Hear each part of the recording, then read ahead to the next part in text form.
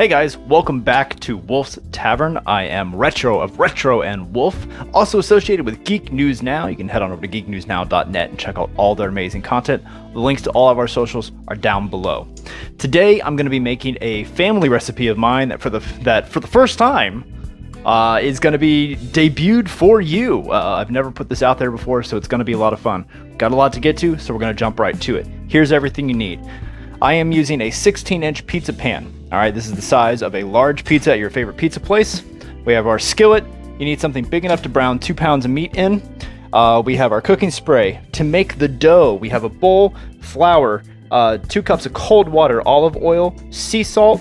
That's all, and our yeast, very important. I use instant yeast, fast acting, because I don't like spending a lot of time making the dough. So that's to make our dough. Then we move on to the sauce. I'm using Hunt's tomato sauce. You can use whatever tomato sauce you like. For our meat, I have 1 pound of ground hamburger, 1 pound of sausage. You use whatever meat you like. This is also where you would put any other toppings, whether you want to be mushrooms or peppers or pepperoni. We have our garlic powder, our onion powder, crushed red pepper, Italian seasoning. These are all going to be very important when we get to this stage. We have 1 pound of mozzarella and ½ pound of cheddar, and of course our pizza slicer for the very end. All right, so you may not have ever made your own pizza dough before. First thing you got to do, preheat your oven to 375. All right, so you may hear that timer go off while we're doing this. We're going to take our bag of flour. This is a 2 pound bag of flour. We're going to go ahead and put in most of this right now. Kind of your all-purpose flour. That's pretty good right there. All right, we're going to go ahead. We're going to take our yeast. We're going to put in the whole bag of yeast, all of it. And what I like about the fast-acting instant yeast is that you do not need to pre-mix this in water, and you don't need to allow for hours and hours or days for the dough to rise. We're just going to kind of shake that in there a little bit. We're going to add kind of just a dash, up to you how much, up to flavor. I add roughly a teaspoon of sea salt in there. And then we're going to add cold water, 2 cups, right onto that flour, like that. We're going to mix this up before we add the rest to try to get take and kind of mix together. It's going to start forming a dough consistency, and that's what we want. And you're going to add flour and water until you start getting that dough. You can see it starting to form up there. We're going to add some more flour in. We're going to end up using most of this bag. We're going to add a cap of olive oil right there. We're going to mix that into the dough. That's to flavor. Olive oil and salt just make it taste more like itself and really bring out the flavors. So it's kind of up to you what you want to add in there. We're going to pour in these other 2 cups, and we're going to work this into a dough. All right, so now we're working this into a dough. Of course, clean hands. We can put our flour here on the counter, just enough to kind of create a coating so it doesn't stick to our counter. We're going to take this out and we're going to work and knead this into a dough, adding more flour. If it's too wet still, you can add more flour. That's just going to help it stiffen up. And we're just going to work this. We're going to keep working it until we get a solid dough consistency. All right, so you can see we're getting the dough worked into a nice big ball of dough here. Now, how much you use is up to you. I do end up, over the course of making the dough, use the entire bag. You can see what's left of it here on the counter because I needed to put more down, as the dough will pick up the flour on the counter as we go through.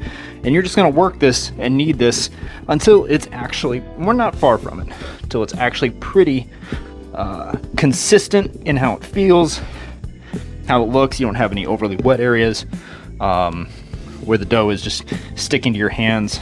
And we're going to work it and knead it in because you want to get all of that yeast worked into the dough so that the dough sets up correctly on the pizza pan. And next thing we're going to do as soon as we finish this is put it on the pizza pan, spread it out, and we'll see what that looks like. All right, so we've got our dough ready to go. All right, we're going to put it over. I've got my pan heavily greased up. You can use butter, you can use olive oil. I just use cooking spray. We're going to put it down and we're going to work it out. Now you can use a rolling pin to do this, excuse me. I find it's easier, just wash your hands really good and you're going to work it and push it like this. We're gonna work that all the way around the pizza pan.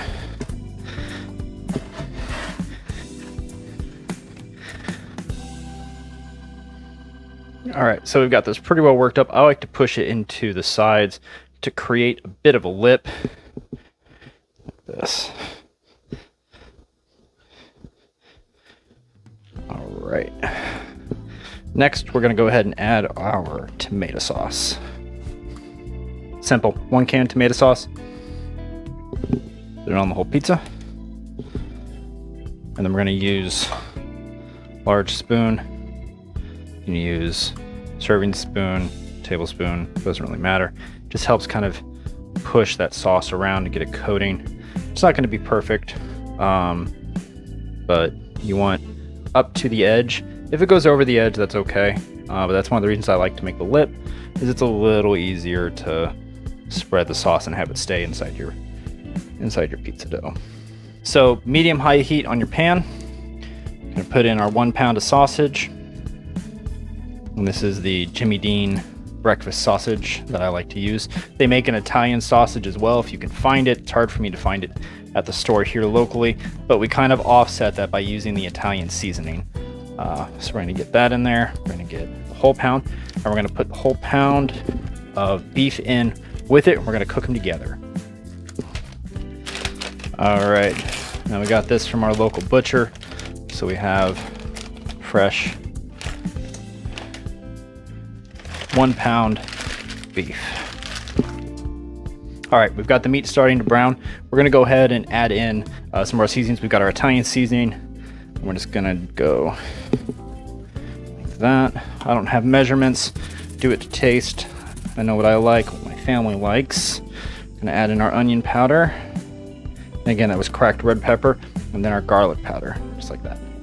All right, and then we're gonna brown up this meat. We're gonna ground it up, and we're gonna brown it, drain it, and then we're gonna add it to the pizza.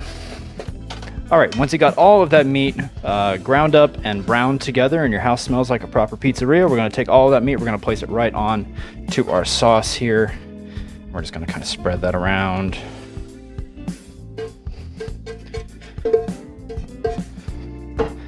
All right, we're just gonna move that and just kind of push it around on top of that sauce. All right, now if you're gonna add any other toppings at all, this is when you would do it. You're gonna add those on before you add the cheese. I'm just gonna do hamburger and sausage. We're gonna put on a pound of shredded mozzarella. It's okay if it comes out in clumps like that, because we're gonna work it and break it up anyway. We're gonna spread that around on top of our pizza dough. All right, and now I'm gonna add my ½ pound of cheddar. So if you do the math and you figure you got about 2 pounds of flour into the dough, 2 pounds of meat, 1.5 pounds of cheese, this is already roughly, if you include the sauce, about a 5.5 pound large pizza. We're just gonna kind of mix all that in there. Get it right to the edges, cover the meat. There we go. All right, so now I'm gonna do a last dusting of the same seasonings I used on the meat. So we're gonna do a dusting of the Italian seasoning right on top of that cheese.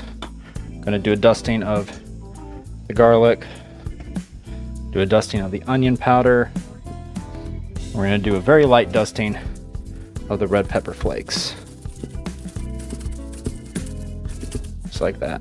Perfect, now we're gonna put it in the oven.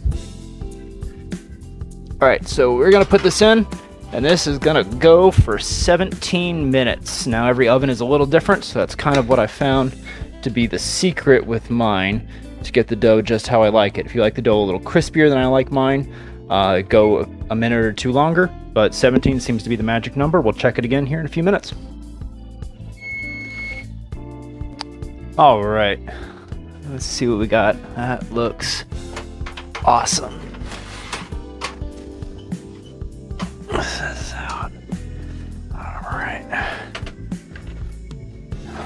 All right, let's get this cut up here.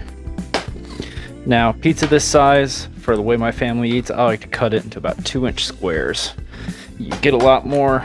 Remember, this is a pretty thick, heavy pizza.